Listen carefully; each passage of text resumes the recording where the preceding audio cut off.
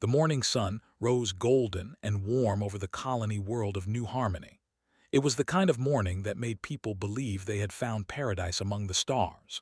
Children ran through green parks while their parents sipped coffee on balconies overlooking the capital city of Prospect.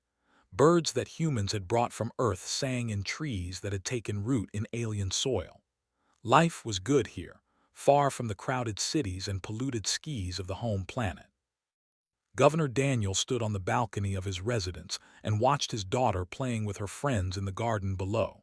She was 7 years old with bright red hair and a laugh that could lift his spirits after the longest day.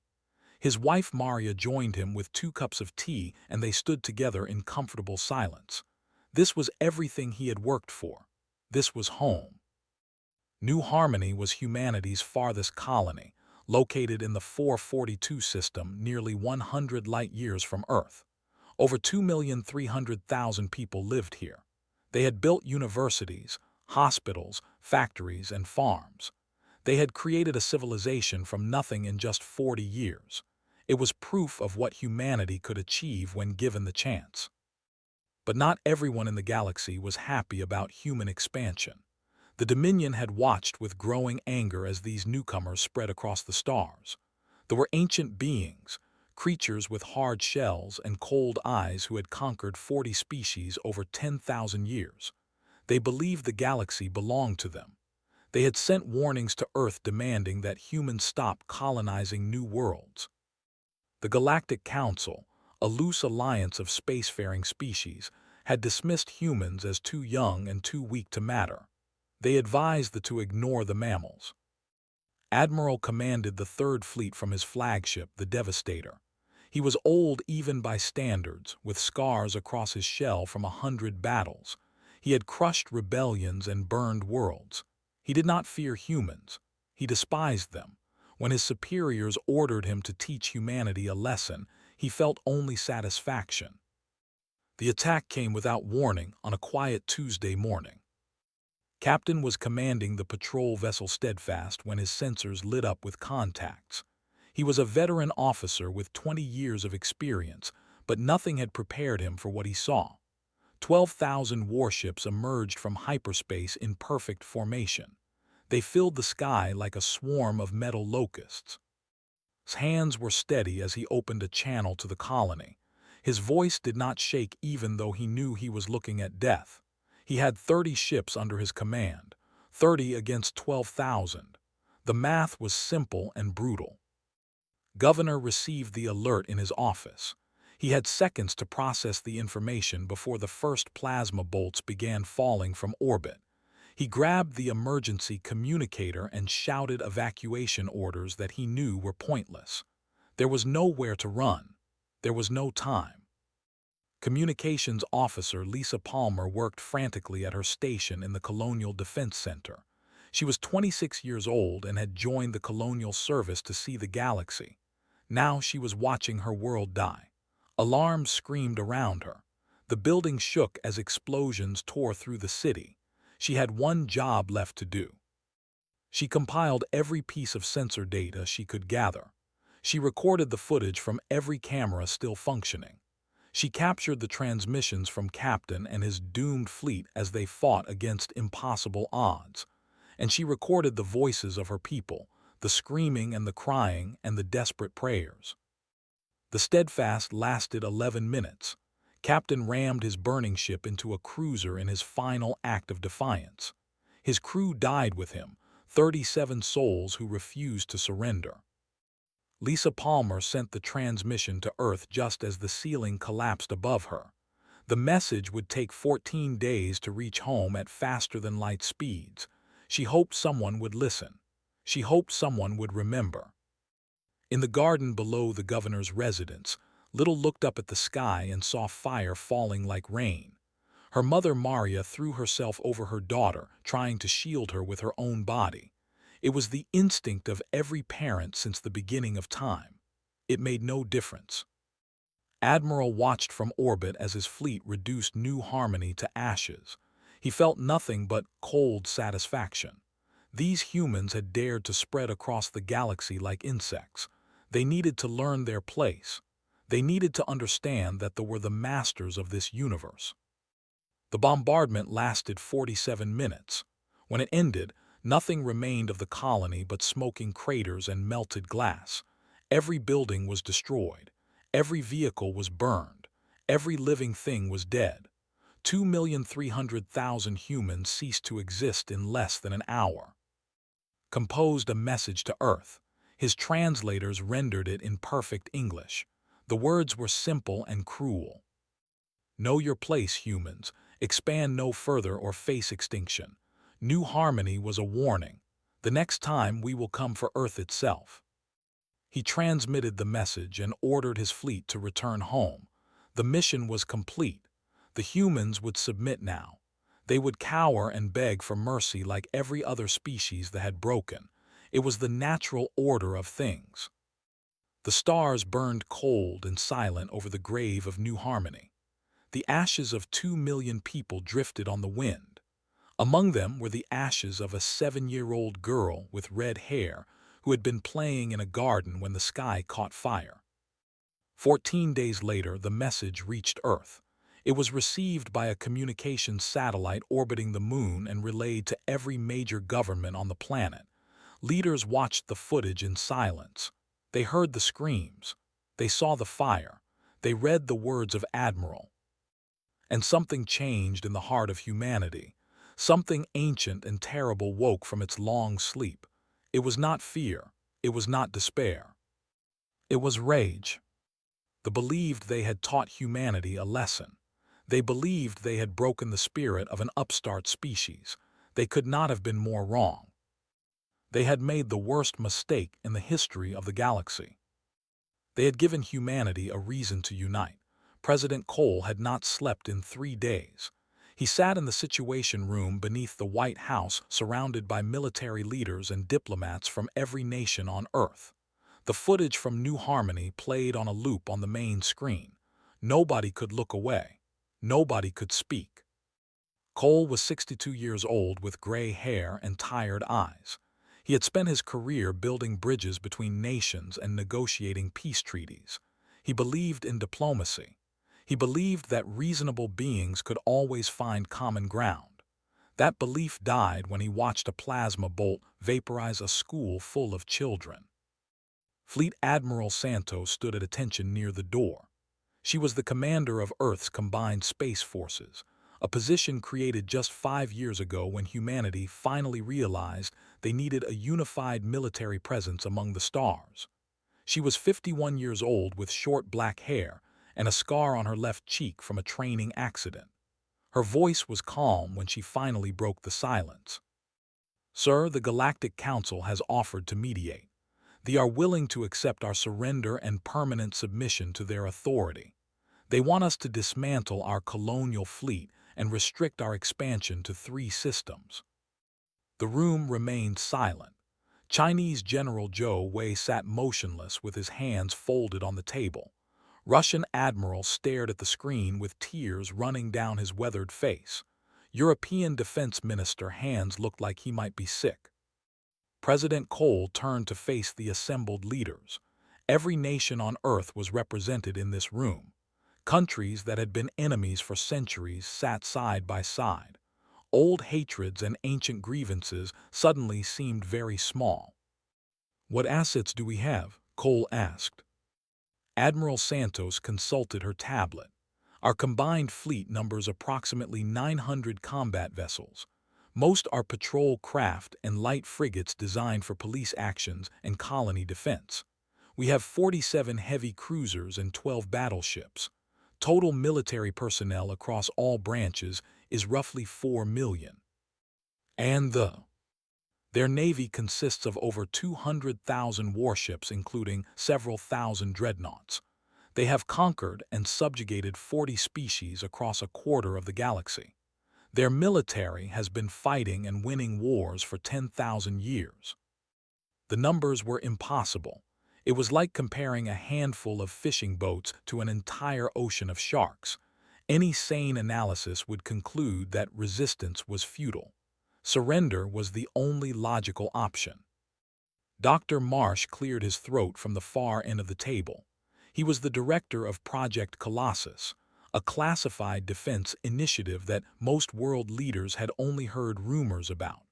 He was a small man with thick glasses and nervous hands, but his voice was steady. "Sir, there may be another option." Cole looked at him, explain. "For the past 15 years, we have been developing advanced shipyard technology and weapon systems in secret. The project was designed as a contingency against exactly this kind of scenario. We have the capability to construct warships at a rate the galaxy has never seen. Our factories can be converted to military production within months. Our asteroid mining operations can provide raw materials on an unprecedented scale. How long until we could match the fleet?" Dr. Marsh hesitated. "If we commit every resource available, if every nation contributes fully, if we work around the clock without pause, we could build a fleet of 500,000 warships in approximately 3 years." The room erupted in murmurs. 500,000 ships. It was an insane number. It would require the complete mobilization of human civilization. Every factory, every shipyard, every mining operation, every worker who could hold a tool. President Cole raised his hand, and the room fell silent. "And what about the Galactic Council? What about interstellar law?" Admiral Santos answered. "The Council has already dismissed us as a minor species. They believe we will accept whatever terms they offer. They are not expecting resistance." Cole nodded slowly. He looked around the table at the leaders of humanity. He saw the same expression on every face. It was not fear. It was not resignation.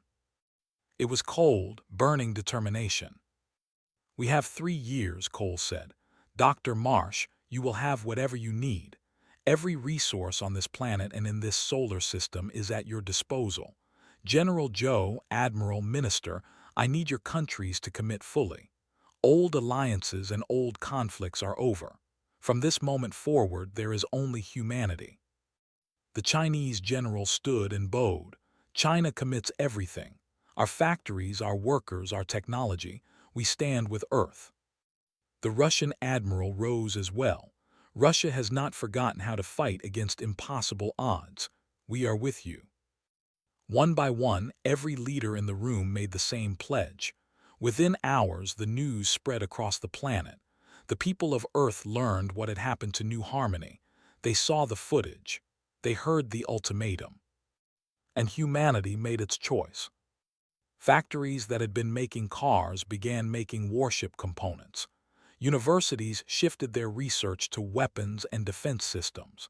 Young people lined up at recruitment centers by the millions. Old veterans came out of retirement to train the next generation. The grief was overwhelming. Every person on Earth mourned for New Harmony, but grief transformed into something else. It became fuel for the greatest industrial mobilization in human history. Admiral Santos established a secret command center on the dark side of the moon. From there, she coordinated the construction of hidden shipyards throughout the asteroid belt. They had spies in the Galactic Council, and they were watching Earth. They needed to believe that humanity had accepted defeat. So humanity put on a show. Diplomatic messages were sent expressing willingness to negotiate. Public broadcasts discussed the terms of surrender. Politicians gave speeches about peace and acceptance. But in the shadows, the forges burned without rest. The hammers fell without pause. The ships began to take shape, one after another after another. They watched and laughed at the broken humans. The Galactic Council noted that another species had learned its place. They had no idea what was coming. In a small apartment in Tokyo, a young engineer named worked on designs for a new type of reactor core. In a factory in Germany, workers assembled targeting systems that could track a ship across 1,000 kilometers. In a laboratory in Brazil, scientists developed armor plating that could withstand plasma weapons. Humanity was preparing. Humanity was building. Humanity was remembering. And humanity would never forget. 3 years passed in silence. The galaxy moved on and forgot about the humans. The Dominion continued their conquests in distant sectors, adding 2 more species to their collection of slaves. The Galactic Council debated trade agreements and border disputes. Life went on as it always had for 10,000 years. No one paid attention to the quiet corner of the galaxy where humanity lived. Why would they? The humans had surrendered. They had accepted their place at the bottom of the cosmic hierarchy. They were irrelevant. This was exactly what humanity wanted them to believe. In the asteroid belt between Mars and Jupiter, Chief Engineer Davis supervised the largest construction project in human history. He was 43 years old with calloused hands and dark circles under his eyes from years of 18-hour workdays. Around him stretched hundreds of shipyards hidden inside hollowed-out asteroids. The rocks provided natural camouflage against any sensors that might be watching. Davis walked through the main construction bay of Shipyard 7 and watched the skeleton of a battleship take shape. Robotic arms welded hull plates into position, while human technicians checked every connection. The ship would be called Prospect's Memory, named after the capital city that had been burned to ashes on New Harmony. Every ship in the fleet carried a name from the lost colony. There was the, named after the governor and his family. The, named after the captain who had rammed his ship into the enemy. The Palmer, named after the communications officer who had sent the final message. The dead would ride with them into battle. On the moon, Commander Price trained the next generation of pilots. She had been a flight instructor before the massacre, teaching young cadets how to navigate asteroids and dock with space stations. Now she taught them how to kill. Her training program was brutal and unforgiving. Nearly half of the candidates washed out in the first month. Those who remained became the finest combat pilots humanity had ever produced. Price stood on the observation deck of Lunar Base and watched a squadron of fighters perform attack maneuvers against holographic targets. The pilots moved as one unit, their ships dancing through space with deadly precision. They were ready. On Mars, Lieutenant Colonel Chris Taylor drilled ground forces in underground facilities carved from red rock. He was a former Marine who had served in 3 different conflicts on Earth before joining the Colonial Defense Force. His soldiers trained in zero gravity, in extreme heat, in freezing cold. They learned to fight in every environment imaginable because they did not know where the war would take them. Taylor gathered his troops in the main assembly hall for their daily briefing. 10,000 faces looked up at him, young men and women from every nation on Earth. They had all volunteered knowing they might not survive. They had all seen the footage from New Harmony. "Remember why we fight," Taylor told them. "Remember the 2 million who cannot fight for themselves. We are their voice. We are their vengeance." The soldiers responded with a single word shouted in unison: "Remember." In a secret laboratory beneath the Swiss Alps, Dr. Lane perfected weapons that would change the nature of warfare. She was a physicist who had spent her career studying theoretical energy systems. Now she turned those theories into reality. Her plasma cannons were 3 times more powerful than anything they possessed. Her shield generators could absorb punishment that would tear alien ships apart. Her faster-than-light drives could cross the galaxy in weeks instead of months. Lane worked alongside engineers and scientists from every country on Earth. Old rivals collaborated without hesitation. Former enemies shared their best research openly. The survival of the species mattered more than national pride. Intelligence officer ran a network of spies across the galaxy. He was a quiet man with forgettable features, which made him perfect for his work. His agents posed as traders and diplomats, gathering information from every corner of space. They mapped military installations and fleet movements. They identified weaknesses in enemy defenses. They found the location of the also discovered something unexpected. The species conquered by the were not content with their slavery. They whispered about rebellion. They dreamed of freedom. They prayed for someone strong enough to challenge their masters. The information flowed back to Earth and was compiled into strategic plans. Admiral Santos reviewed every report personally. She knew the enemy better than they knew themselves. She knew exactly where to strike. The fleet grew day by day, week by week, month by month. Battleships emerged from the shipyards like sharks being born. Carriers loaded with fighters joined the formation. Destroyers and frigates filled the spaces between the larger vessels. Supply ships carried enough ammunition and fuel for years of sustained combat. At the center of the fleet floated the flagship, a dreadnought 5 kilometers long with enough firepower to devastate a planet. It was christened the Remembrance. Admiral Santos would command the war from its bridge. On the third anniversary of the New Harmony massacre, Santos addressed the completed fleet via holographic transmission. Her image appeared on every ship, in every mess hall, on every bridge. Behind her through the viewport stretched an armada that blotted out the stars. 500,000 warships, 12 million crew members, every single one a volunteer. 3 years ago, they murdered our people, Santos said. They burned our colony and laughed at our grief. They believed they had broken us. They believed we would submit like every other species they had conquered. She paused and let the silence stretch. They were wrong. Today we remember our dead.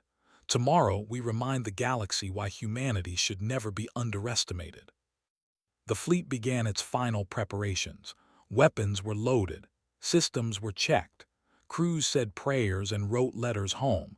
In 24 hours they would jump to space. The silent years were over. The war was about to begin. The border station Sentinel-7 floated in the darkness between stars, monitoring the empty space that separated their empire from human territory. Commander Al had served at this posting for 12 years. Nothing ever happened here. The humans had been quiet since their lesson 3 years ago. They sent occasional trade ships that were searched and taxed. They caused no trouble.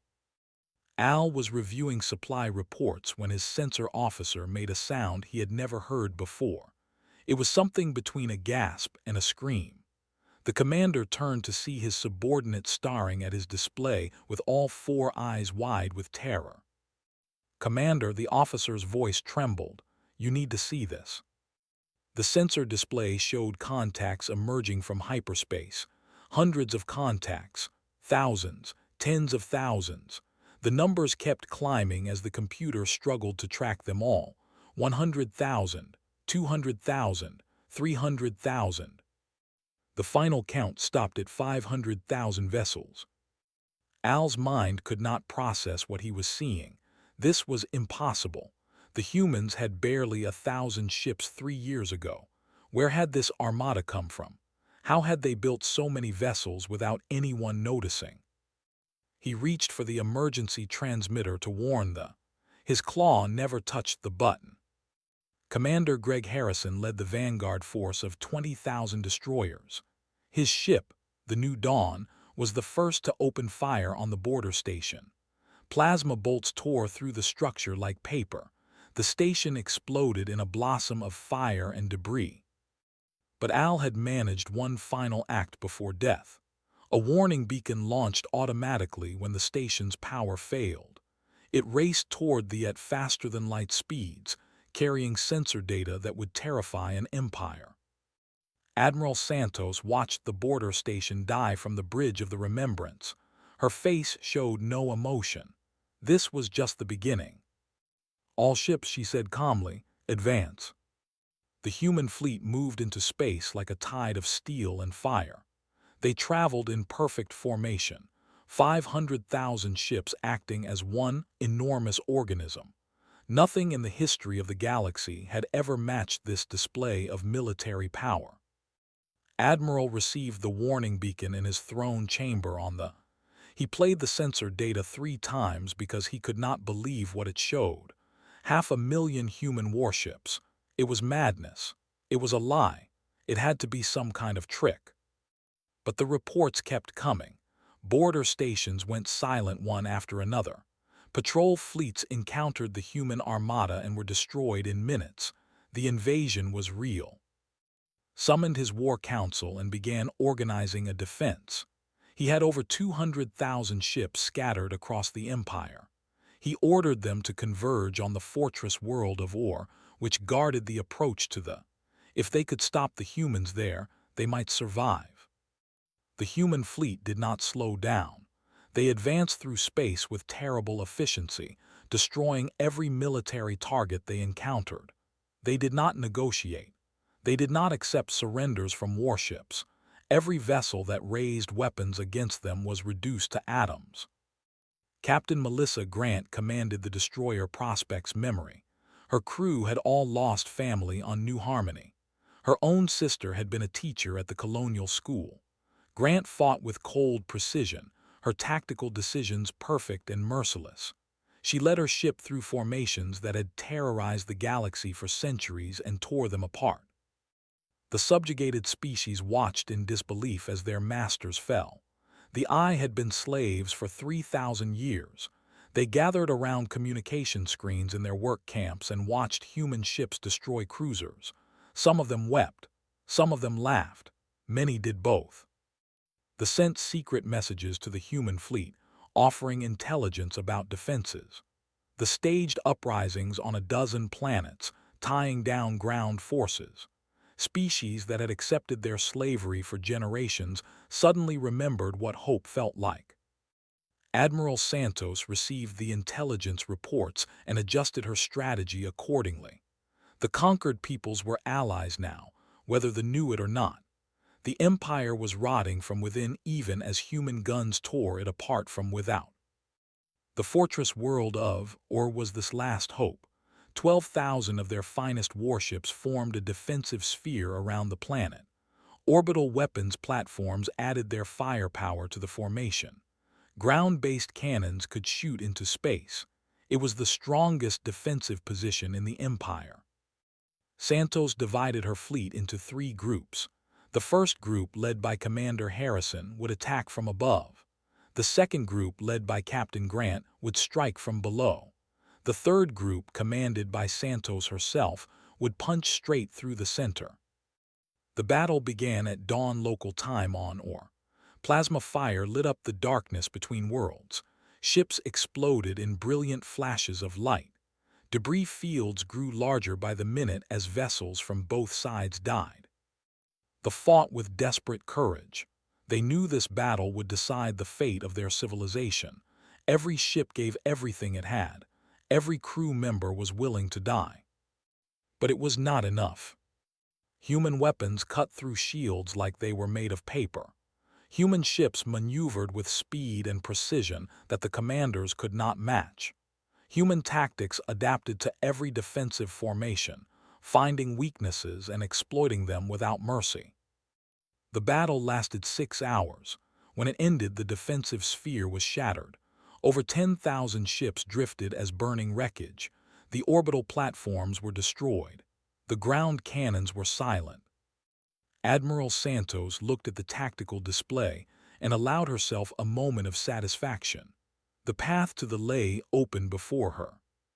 "Send a message to Earth," she ordered. "Tell them we are ready for the final phase." The remembrance turned toward its ultimate destination. Behind it followed an armada that had crossed half the galaxy for one purpose.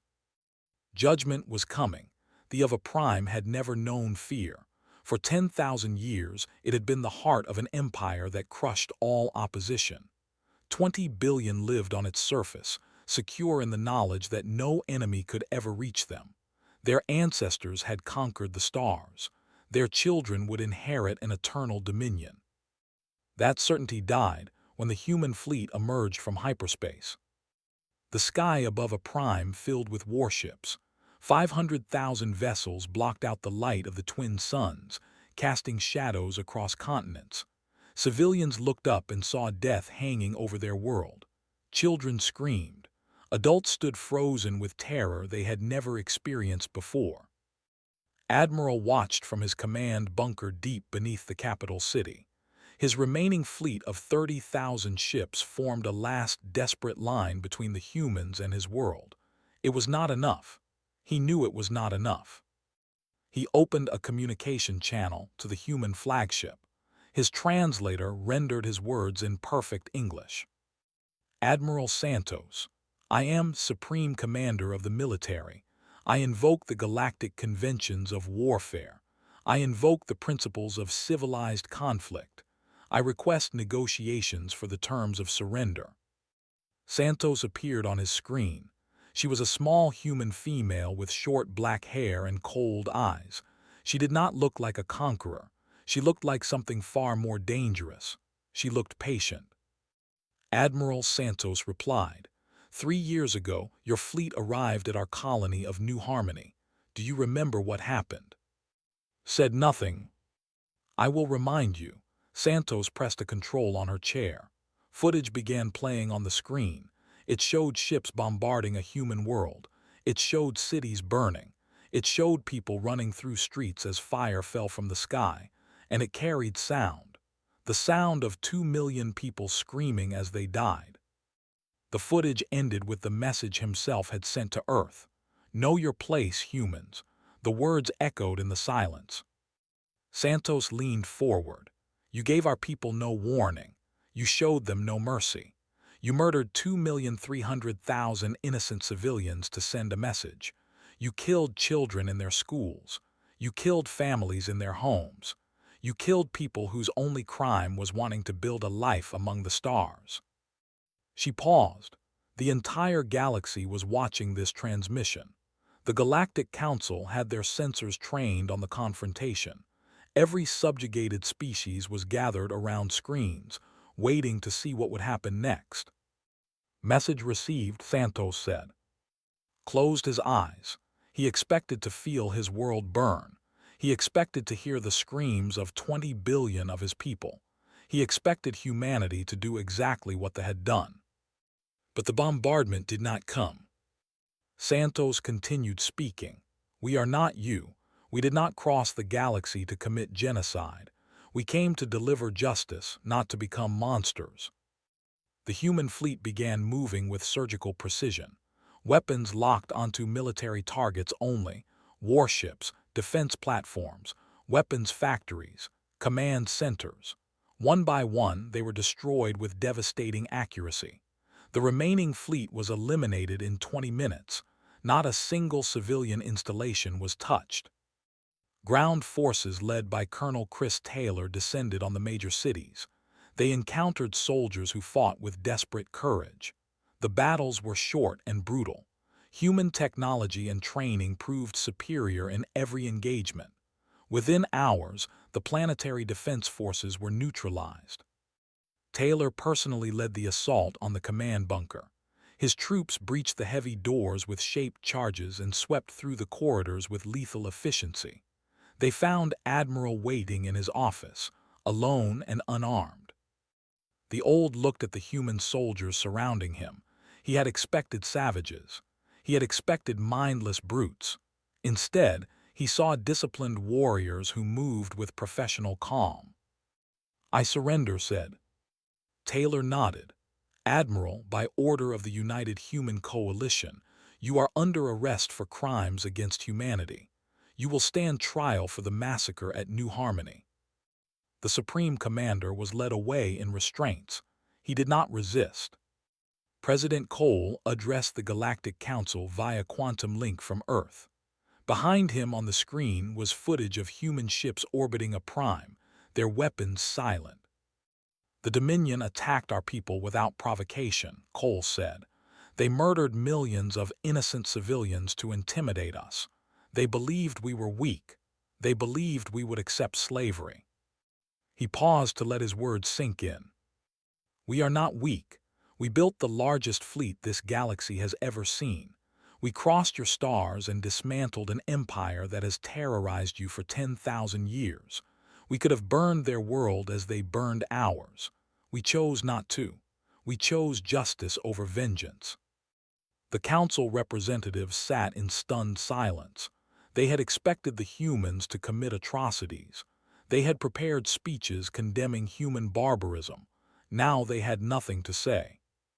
The Dominion ends today, Cole continued. Their conquered territories are free. Their military is dissolved. Their leaders will stand trial before an international tribunal. We will help rebuild what they destroyed. Ambassador Victoria Stone stepped forward to deliver humanity's final message. She was an elegant woman with silver hair and sharp eyes that had negotiated treaties across a dozen worlds. We came to the stars seeking friendship and knowledge. We were met with contempt and violence. Let this serve as notice to every species in this galaxy. She looked directly into the camera, and every being watching felt like she was speaking to them alone. Humanity desires peace. We will trade with you. We will learn from you. We will share what we know. But if you harm our people, if you attack our worlds, if you mistake our kindness for weakness, we will find you. We will cross whatever distance separates us, and we will remind you why that was a mistake. The transmission ended. The galaxy had changed forever. On a prime, the civilians emerged from their shelters to find their cities intact. Human soldiers distributed food and medical supplies. Engineers began repairing infrastructure. The conquerors were being treated better by their enemies than they had ever treated their own subjects. The freed species celebrated across 100 worlds. The eye danced in streets they had been forbidden to walk. The tore down statues of their oppressors. The sang songs they had kept hidden for generations. A new order was being born. On Earth, monuments rose in every nation bearing the names of New Harmony's victims. 2,300,000 names carved in stone so that no one would ever forget. President Cole laid the first wreath at the memorial in Washington. Admiral Santos stood beside him in dress uniform, her face wet with tears she did not try to hide. In orbit, the fleet stood watch. They would remain there forever, a permanent reminder that humanity would never again be caught unprepared. The stars belonged to everyone now. And somewhere among them, the spirits of New Harmony could finally rest. Their deaths had not been in vain. Their sacrifice had united a species and changed the course of history. The galaxy had learned a truth that would echo through the centuries. Humans were slow to anger. They preferred peace to war. They would extend their hand in friendship to anyone who would take it. But their vengeance, when awakened, was absolute. And they never forgot their dead.